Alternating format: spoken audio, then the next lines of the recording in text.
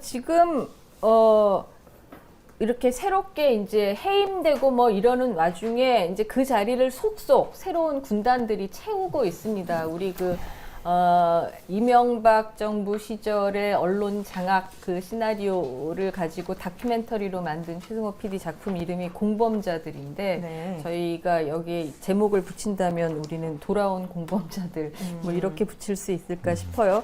이진숙 전 MBC 사장 새롭게 방통위원이 됐고요. 유희림 전 YTN 플러스 대표가 이 방심위 네. 위원장으로 들어오죠. 해임된 정현주 위원장 자리를 차지하게 되고요. 박노황 전 연합뉴스 사장이 아까 말씀하신 새로운 마호가니 책상의 주인 TBS 이사장, 그리고 황근 선문대 교수가 KBS 이사로 새로 선임이 됐습니다. 이분들이 어떤 분들인지 우리가 조금 더 알면 전체 이 큰 그림이 어떻게 굴러가는지 좀 감을 잡을 수 있을 것 같아요. 근데 우선 보통 일이 이렇게 바로 그만두고 바로 후임이 되는 겁니까? 공모라든지 이런 그렇죠. 기간이 없습니까? 이 사람들도 다 세금으로 일하는 사람들이고 통신위원장들이면은 약간 공고 같은 거, 채용 공고 같은 과정은 원래 없습니까? 원래 이런 상임위원 자리가 비었을 때는 좀 공지를 하고 공모하는 과정이 있어야 되는 통상 거죠. 그래왔죠. KBS 이사회만 보더라도 이사회 보궐이라고 하더라도 그 공모기간 있고 해서 조금 투명하게 진행되는 그럴 부분도 것 있어요. 같은데 이건 어떻게 이렇게 근데 바로 이거는 뭐 공통점이 딱 하나인 거죠. 말씀하신 신기해요. 대로 깜깜이. 약간 이렇게 바톤 터치하듯이 탁탁탁탁. 그러니까 깜깜이 인사, 자기네들만 미리 딱 그렇죠. 그 뒷골목에 대기하고 있다가 바로 바톤 터치 이런 방식으로 이런 이루어지죠. 과정의 절차상의 문제도 법적으로 문제 있는 거 아닙니까? 이제 그런 것들을 아마 다 그 당사자들이 그러니까 해촉이 되거나 해임된 당사자들이 아마 그래서 법적인 아마 대응들을 다 하고 계신 걸로 알고 있어요. 그러니까 이게 근데 임기가 항상- 딱 만료가 돼서 임기를 놔두고 그 전에 준비해서 교체하는 게 아니잖아요. 그러니까요. 중간에 갑자기 박문지 이사가 그만두는데 뭐 이틀 뒤에 갑자기 차기환이 후임 임명이 오고, 되고, 예. 그러니까 뭔가 딱 시나리오를 갖고 자기들은 요 사람 그만두면 누구를, 요 사람을 잘라서 누굴 넣고, 요 사람 잘라서 누굴 미리 넣고를 계획이 있었다니. 계획을 다 하고 있었던 거죠. 계획이 있었습니다. 예. 네.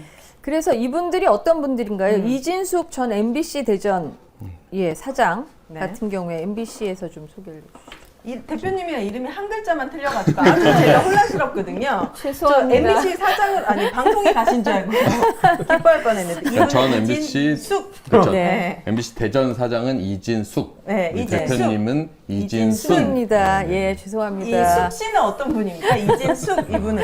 뭐 유명하신 분이죠. 아, 그래요? 애초에 이제 처음에 MBC에서 과거에는 그 종군 기자로 좀 명성을 날렸던 분이에요. 그래서 이라크나 이런 데 파견 가서 전쟁 현장 취재도 하고 그러면서 약간 명성을 날리다가 네. 이제 2008년, 9년 이제 정권이 바뀌면서 이제 김재철 사장이 2010년에 이제 엄기영 사장이 쫓겨난 다음에 김재철 사장이 그 자리를 차지하면서 홍보국장이 됩니다. 이 사람이. 네. 네. 그래서 김재철의 입의 역할들을 하죠. 그래서 저희가 김재철 사장 들어오고 나서부터 뭐 그때 이제 박문지 이사장이 뭐 청와대 가서 조인트 맞고 한 인사를 김재철 사장이 했다 뭐 이런 식의 얘기들 하면서 내부적으로 엄청난 이제 갈등들과 저항들이 있었거든요. 그럴 때 철저하게 김재철의 편에 서서 김재철을 옹호했던. 그래서 2012년 저희가 이제 장기간 170일의 파업을 하게 되는데 그 기간 동안 홍보국장의 역할과 거기에서 이제 기획홍보본부장까지 승진을 하면서 영전을 하게 됩니다. 이 사람이요? 예. 오. 그러니까 김재철의 온갖 전횡을 변호하는 역할들을 했던 거죠. 그 대가로 이제 계속해서 승진을 하게 되고. 그러니까 MB 언론 장악이 MBC로 이제 들어왔을 때 거기에 아주 충직한 오른팔 역할을 했다라고 보입니다. 이 사람은 왜 특히 세월호 관련해서도 구설수가 그렇죠. 많아요. 그러니까 사실 지난 기간에 MBC가 가장 이제 국민들께 죄송했던 그런 사안이 세월호 참사 기레기라는 관련. 말이 소위 나오게 그렇죠. 된 저희가 기레기라고 불려도 사실 드릴 말씀이 없었던 게 사실 세월호 참사 보도인데 그때 이진숙 이분이 네. 보도 본부장이었어요. 그러니까 MBC 보도를 책임지는 본부장 역할을 했던 거죠. 그러니까 당시에 MBC가 세월호 뭐 전원구조 오보부터 해서 세월호 유가족들을 뭐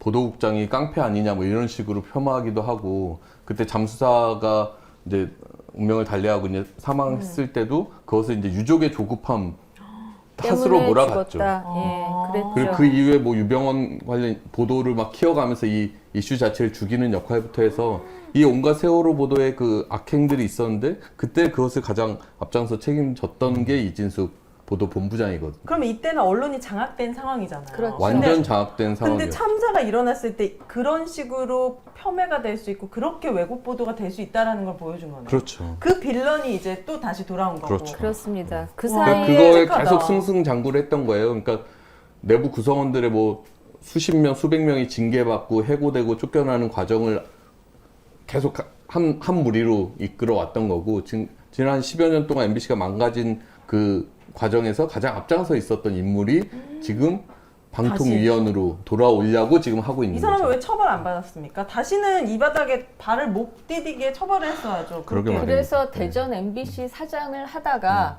그게 벌이에요? 촛불항쟁 네. 이후에 네. 그 시민들이 굉장히 질타가 많았고 MBC를 개혁해야 된다라고 했을 때 이제 대전 MBC 사장에서 그 본인은 원하지 않았으나 한참 버티다가 그것도 예, 이제 겨우 물러나게 자리를 된 내려놨고 것이죠. 그다음에 그때 세월호 특조위가 그래서 이제 참사 보도에 책임 물어서 보도 이진수 본부장 소환하고 조사하려고 했었거든요. 그걸 계속 이제 피해다가 다니면서 또 그걸 무마시키고 했던. 그러다가 이제 정치인으로 변신을 하셨어요. 아, 그래요? 네. 그 국민의힘 후보로 예, 선거에도 나가고 윤석열 캠프에서도 활동을 하셨죠. 윤석열 언론 캠프에서도 특보로. 약간 특보로 위촉이 됐다가 그건 한 일주일 사이에 또 해촉되는 그런 과정이 있었는데 캠프 때 해촉시켰던 사람을 다시 이제 방통위원으로 구제를 해준 거죠. 이것도 약간 법에 어긋나는 거 아니에요? 대통령 홍보실에서 일했던 사람이 이렇게 방통위원장을 와도 되는 거예요? 그러니까 원래 이제 인수위원을 그러니까 인수위에서 일한 지 3년이 안 된 사람들은 원래 못 하게 되어 있습니다. 근데 이게 정확하게 인수위원은 아니었다. 인수위원이고 그것도 이제 방통위원장의 자격일 겁니다. 그래서 이제 방통위원회에 한해서는 그런 부분이 약간 좀 엷은 부분들이 있어요. 예. 그건 사실 제도적으로 좀 고쳐야 될 부분들이 그러니까 있죠. 좀 약간 그 문제가 되는 항목이에요. 이것도 그런데 개인적으로 네. 궁금한 건 네. 그 MBC에서 종군 기자로 굉장히 활약을 했고 저도 네네. 첫 인상에 이진숙 기자는 굉장히 멋있다고 생각을 했는데 네네.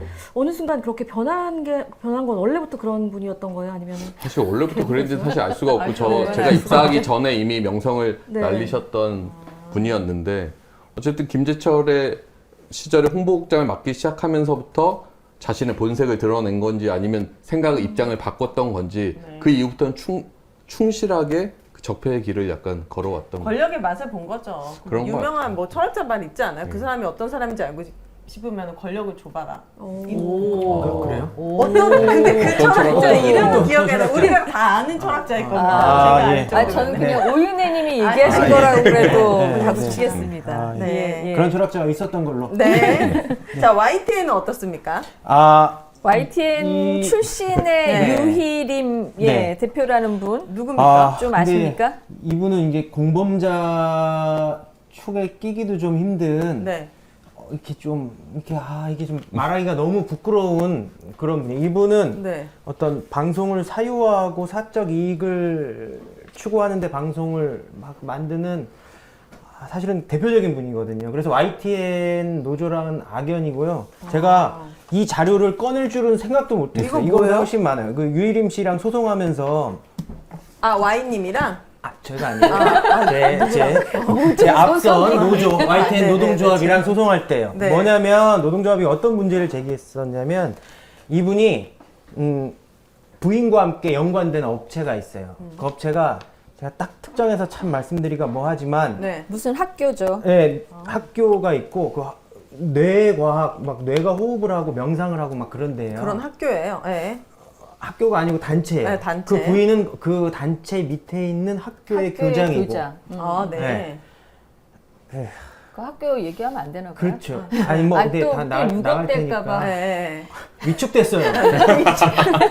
이번엔 몇 억. 위축돼가지고 네, 그 단체라고 합시다. 그 단체 네. 본인과 본인의 가족이 연관되어 있는 업체에 사실상 홍보 기사를 한 25차례 냅니다. YTN을 통해서. 방송을 통해서. 네. 심지어 본인 누나가 운영하는 식당을 이 시대의 맛집으로 소개를 해줘요.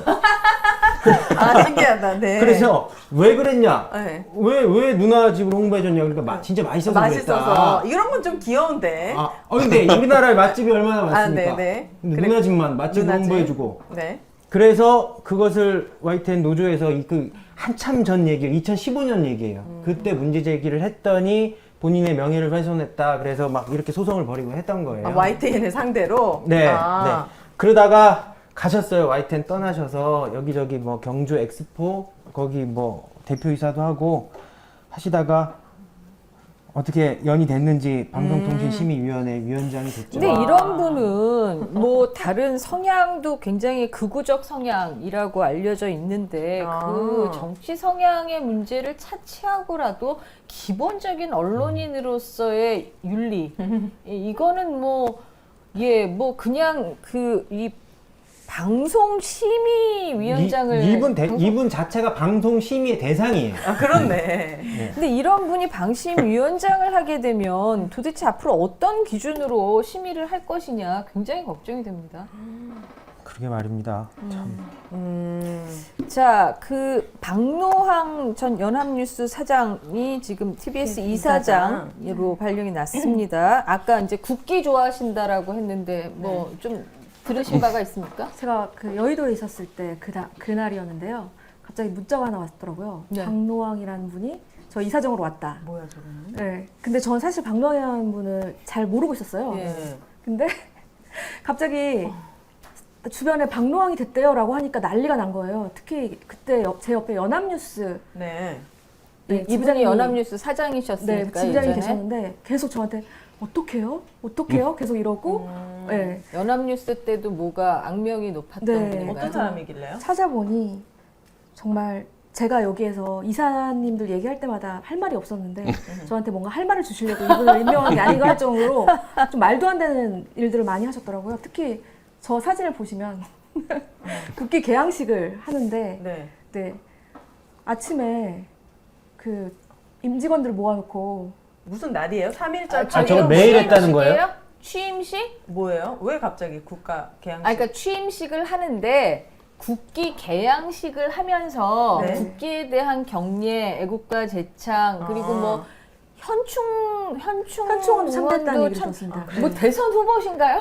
제가 생각할 때 정치인의 행보를 하셨다고 판단이 되는데요. 애국 네. 코드 맞추기라고 되어 있네요. 기자라고 하면 기자 출신이시잖아요. 그리고 방송사 기자라고 하면 되게 다양한 생각들을 좀 품으셔야 되는데 이렇게 국가관이 되게 철저하신 분이 오셔가지고 이렇게 네. 많은 문제를 좀 일으키셨더라고요. 그래서 애국 코드 그 당시에 박근혜 정부 시절에 좀 잘 보이고 싶어서 그런 애국 코드에 맞춘 게 아닌가라는 추측을 좀 하시더라고요. 근데 사람들이. 제 짧지만은 않지만 하여간 제 경험으로 보더라도 사실 언론사라고 하는 데가 네. 특히 방송사는 다른 일반 직장에 비해서는 조금 이렇게 위계가 조금 덜 엄격해요. 네. 그래서 약간 뭐라 그럴까 약간 이렇게 건들건들하는 분위기가 그 조직 건들건들 문화에서 약간 어감이 안 좋은데. 자유로운 아니, 분위기. 그러니까, 그렇죠. 네. 자율적이고 창의적이고 그 약간. 자기보다 상사인 선배에 대해서도 약간 건들건들 건들- 대들기도 하고. 자꾸 그러면 이진 숙이라고 부르요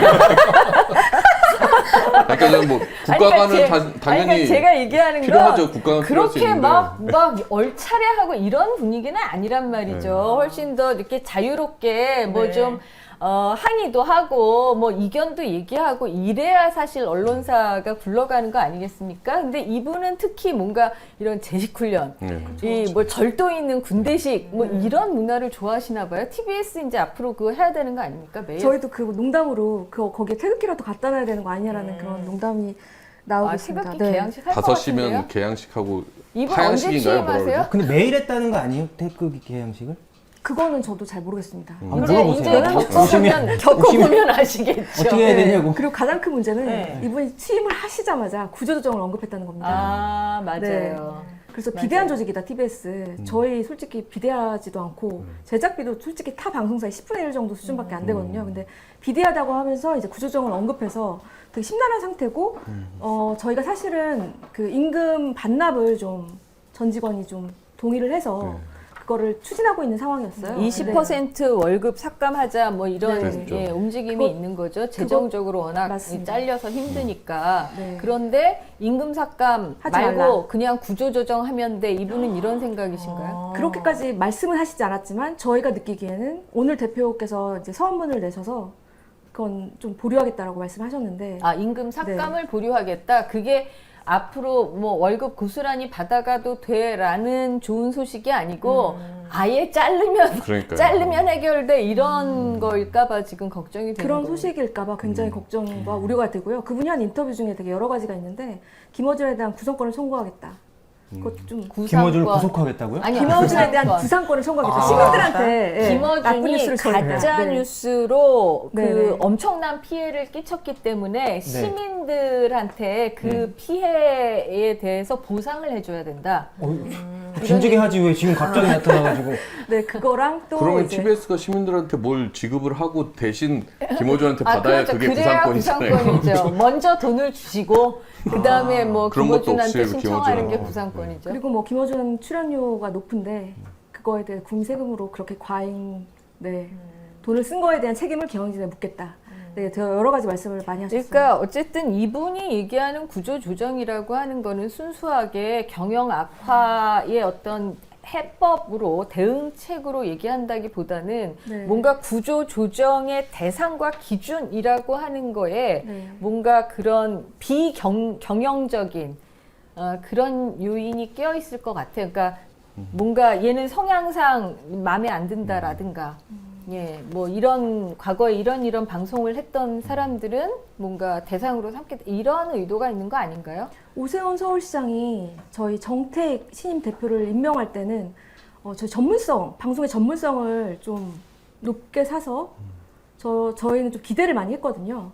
그런데 아무래도 이제 정택 대표는 인적 쇄신에 대해서 굉장히 지금까지 일관되게 자기는 하지 않겠다라고 했거든요. 그렇죠. 그러니까 대신 혹시 칼을 쥐어주는 게 아닌가 이사장한테. 그래서 최악의 이사장이 왔다는 평가를 좀 내리고 그게 혹시 지금 대표를 좀 견제하는 게 아닌가라는 그런 우려들이 좀 나오고 있습니다. 근데 한편에서는 이렇게 구조조정을 하겠다라고 하는 얘기는 그래도 TBS를 어떻게든 자를 사람은 다 잘라버리더라도 남겨서 뭘 써먹겠다 이런 아주 없애진 않겠다 이런 뜻인가요? 이거는 그러니까 뭐 공식적인 그쵸. 견해가 아니라 이제 주변에서 뭔가 여러 가지로 TBS를 살려줄 모양이다. 그런 라고 생각하는 의견은 사람도 또 있고. 있는데요. 근데 이거 자체가 솔직히 어떻게 될지 모르잖아요. 구조조정을 시작하면 어떻게 변될지도 모르고 그다음에 만약에 민영화까지도 지금 언급한 상태이기 때문에 오세훈 서울시장이 이분이 그 역할을 하러 왔을 수도 있고 그건 이제 추천을 해야 아니 근데 되는 꼭 거죠. 좋은 시그널로 볼 수 없는 게 저기 여가부도 없앤다면서 여가부 장관 임명하잖아요. 그래서 그쵸. 잼버리 대회를 이 모양으로 만들었죠. 그렇죠.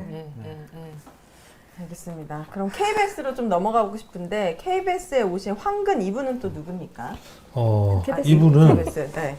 과거 그 KBS 이사를 한번 하셨던 양반입니다. 네. 한번 했던 분이고 지금 그 산문대 교수로 네. 쭉 있으면서 주로 이제 공영방송에 대한 뭐 이런 의견들을 많이 했는데 저는 뭐 이분에 대한 어떤 뭐 평가라든지 이런 거 전에 가장 우려되는 부분 중에 하나가 어찌됐건 간에 이분이 그때 KBS 이사의 일원으로 있으면서 당시 사장을 이렇게 선임하는데 참여를 했습니다. 그때 된 사람이 김인규 특보, MB 시절 특보했던 김인규 사장을 만들어냈던 이사회의 일원이란 말이죠.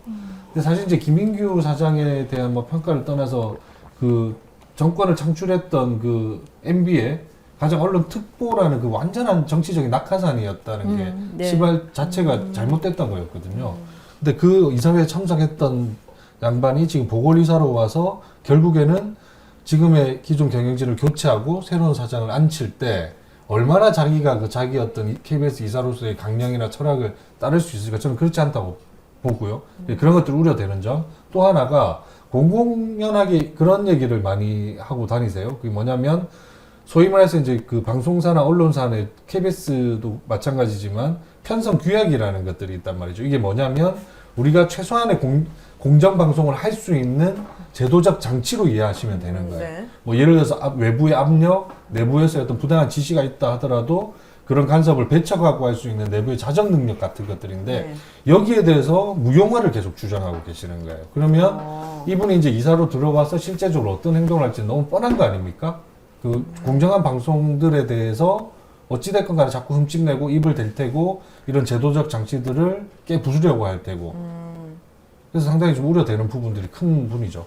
빌런들을 어쨌든 잘 찾아가지고 여기다가 이제 한 임무를 준 것 같은 느낌이 듭니다. 얼마나 잘 해낼지. 그러니까 그 임무 아까 이진숙님을 얘기하다가 이분의 자꾸 가슴 철렁철렁해. 다른 이분의 사실 정확하게. 악행이 네. 너무 많아갖고 깜빡했는데 가장 큰 또 이슈 중에 하나가 그 이진숙 당시 기획홍보본부장 시절에 저희 이제 처음에 설명드렸듯이 박문진이라는 곳이 70%의 주식을 갖고 있고 정수장학회가 30%의 지분을 갖고 있는데 이 정수장학회 이사장을 비밀리에 만나갖고 MBC 민영화를 논의했던 분이에요. 이진숙 숙!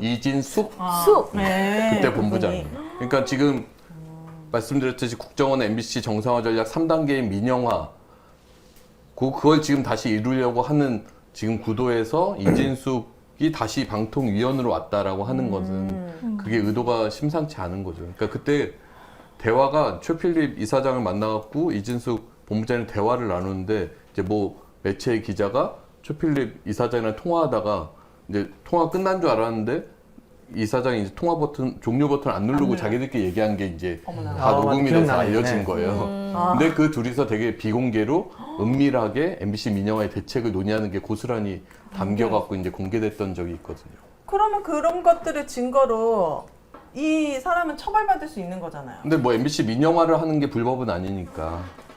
그 정확하게- 민영화를 논의한 것 자체가 불법이라고 할 수는 없는데, 그러니까 이분의 성향과 이분이 이제 방통위원이 돼서 앞으로 어떤 쪽으로 드라이브를 걸 것인가, 특히 MBC 출신으로서 MBC 문제에 관해서는 굉장히 네. 주도적인 목소리를 낼 걸로 보이거든요. 그래서 여러분 진짜 MBC 이러다 민영화 되게 생겼습니다.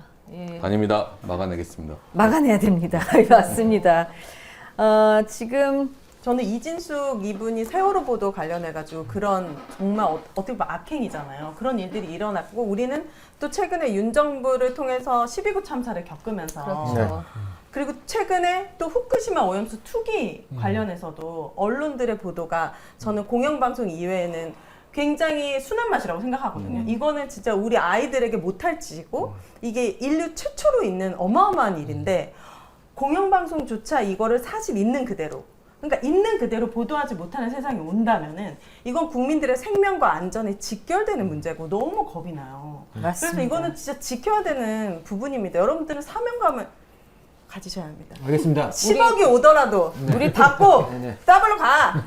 우리 네. 댓글에 보니까 네. 오윤혜를 국회로 보내자 그런 일이 예전부터 있었는데요. 아니, 아니, 최근에 오윤혜를 방통위원으로 보내자. 네. 그런 기회가 있으면 정말 좋겠습니다. 아니, 그 이동관 씨 문제가 자신의 과거를 인정하지 않는다는 거, 반성하지 않는다는 맞아요. 거잖아요. 그거를 그냥 통상적인 직무다 이렇게 생각하는 게 문제인 거잖아요. 이 이진숙 본부장도 지금 말씀 들으셨을 때는 세월호 보도가 되게 모든 사람들이 문제였다라고 생각했는데 당시 내부의 안광한 사장은 우리 세월호 보도가 가장 균형적이었다.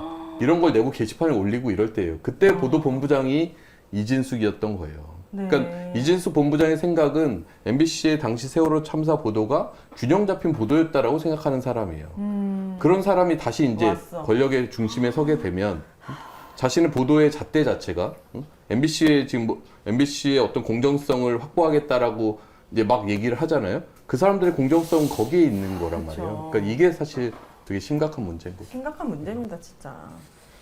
그러니까 일말의 반성과 성찰이 없어. 이분들 뭐 반성 성찰 얘기 많이 하시는데 사실 일말의 언론인으로서의 반성과 성찰이 없었다라는 게 굉장히 큰 결격 요소고요.